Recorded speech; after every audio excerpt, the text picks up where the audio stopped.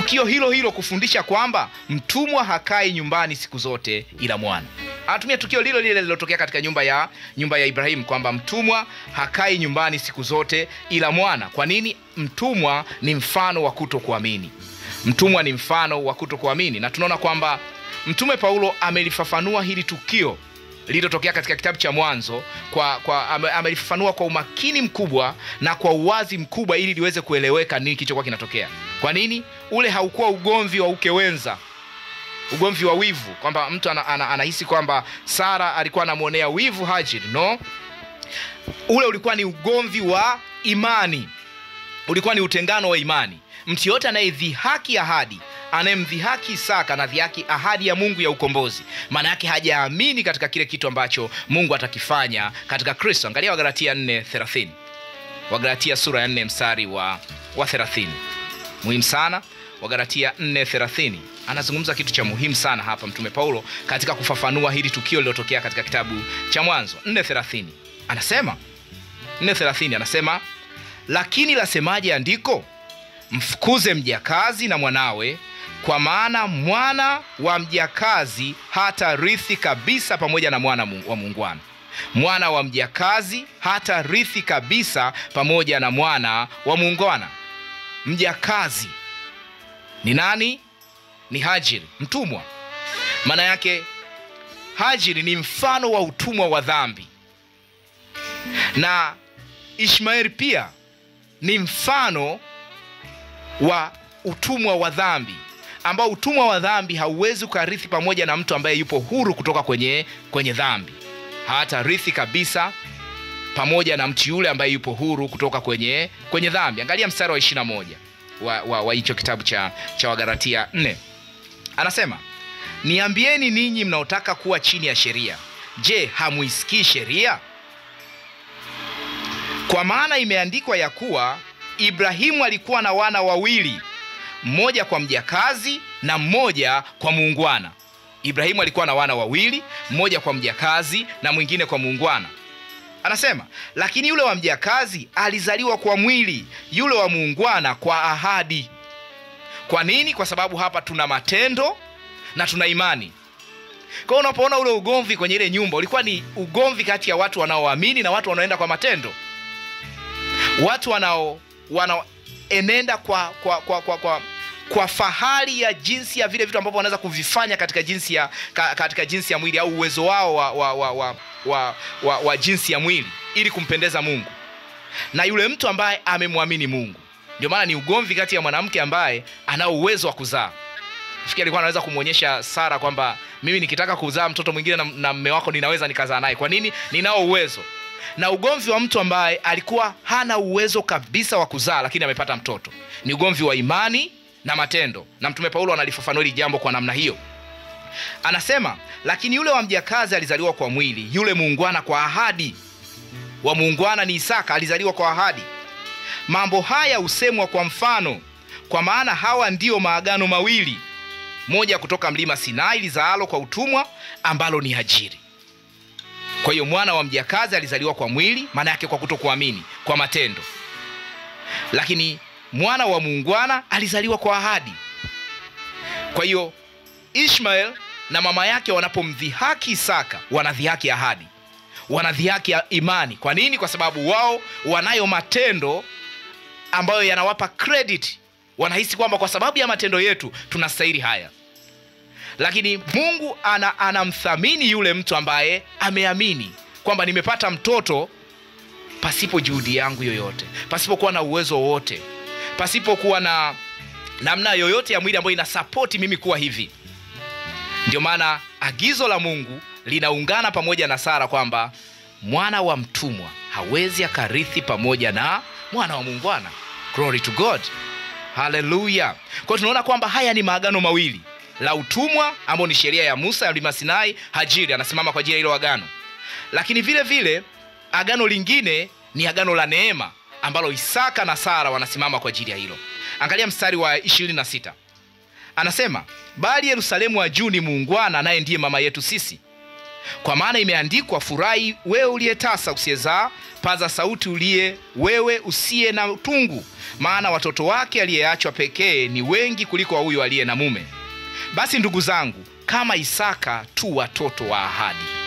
Sisi si watoto wa matendo, sisi ni watoto wa ahadi kama Isaka.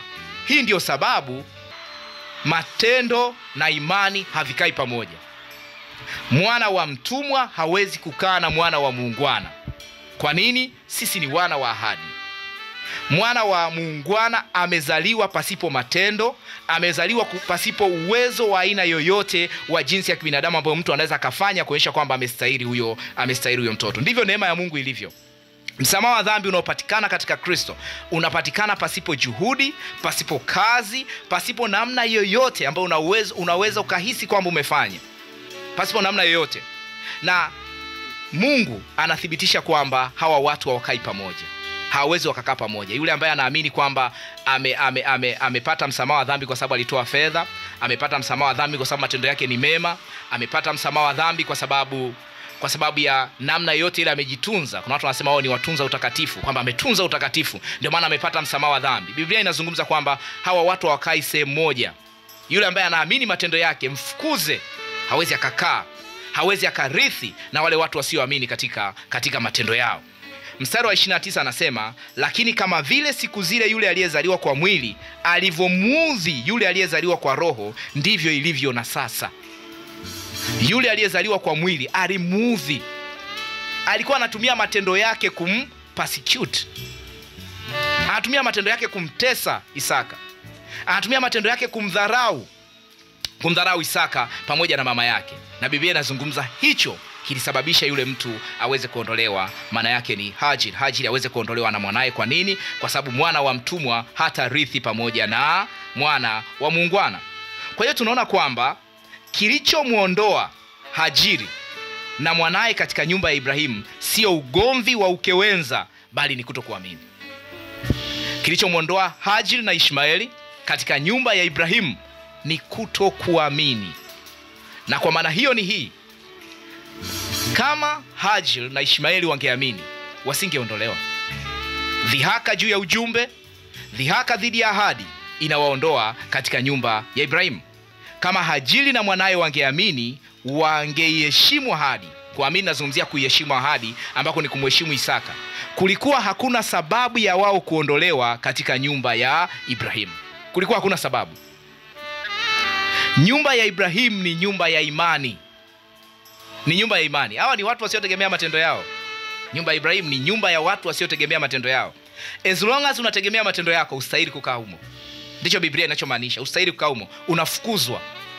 Na Mtume Paulo alitumia muda mwingi sana kuweza kudina hili eneo, kwamba Wayahudi wanatumia ufahari wa matendo yao, kwamba wametimiza sheria yote, wameweza kutoa fungu la 10, kwa wanastahili ulinzi. Ndivyo walikuwa wanasema, tunastahili ulinzi kwa sababu tumetoa fungu la 10.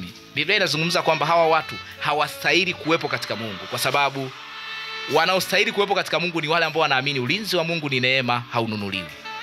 Hao ndio watu wanatakiwa, wanaostahili kukaa katika Mungu. Wanaamini kwamba ulinzi wa Mungu, afya, kila kitu ni neema, sio kwa sababu tumestahili kukipokea, lakini kwa sababu Yesu Kristo kwa upendo wake aliamua kuachilia kwetu. Kwa hiyo tunaona kwamba ujakazi wa Hajiri ni lugha ya picha inayoelezea utumwa wa dhambi kwa wasioamini.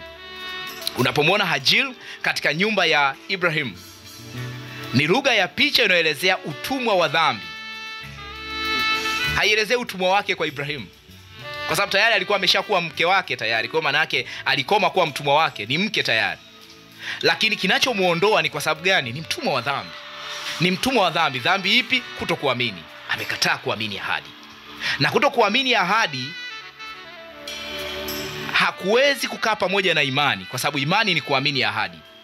Wasioamini hawakai pamoja na walioamini. Wasioamini hawakai pamoja na walioamini. Na tunaona kwamba hali ya utumwa katika maandishi ya Agano la Kale ilikuwa ni lugha ya picha ya kuwa chini ya utumwa wa dhambi. Na kuondolewa utumwani ilikuwa ni lugha ya picha kuelezea msamaha ambao ni uhuru kutoka kwenye utumwa wa dhambi. Nazungumza kitu gani? Unapoona katika maandishi ya Agano la Kale mahusiano ya mtumwa na mtu anayemmiliki utumwa. Ilikuwa ni lugha ya picha ya utumwa wa dhambi. Na unapoona kwamba wale watumwa waliokuwa watumwa wanaachiliwa kutoka utumwani, ilikuwa ni lugha ya picha ya msamaha wa dhambi ulio katika Kristo, ambao ni ukombozi. Kwa hiyo uwepo wa utumwa ule haikuwa ni kwamba Mungu anarecommend biashara ya utumwa, lakini ilikuwa ni lugha ya picha ambayo inaonyesha utumwa wa dhambi na uhuru kutoka kwenye utumwa wa dhambi. Angalia Kutoka sura ya 21. Kutoka sura ya 21.